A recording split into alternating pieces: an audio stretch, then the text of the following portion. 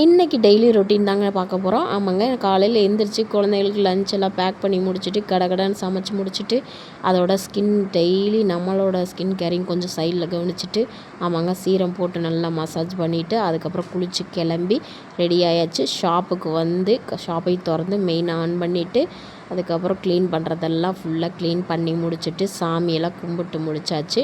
கும்பிட்டு முடிச்சுட்டு பார்த்திங்க அப்படின்னா ட்ரெஸ் எல்லாம் எடுத்துகிட்டு போட்டுட்டு போனதும் மேடிச்சு எல்லாம் க்ளீன் பண்ணி அதை இடத்துல செட்டில் பண்ணிவிட்டு நம்மளோட ப்ரொமோட் வீடியோ ஒன்று போட்டாச்சு. அதோட உடம்பும் சரியில்லைங்க, ஒரு டேப்லெட்டையும் போட்டுட்டு ஸ்டிச் பண்ணுறதெல்லாம் ஸ்டிச் பண்ணி முடிச்சுட்டு வீட்டுக்கு கிளம்பியாச்சு.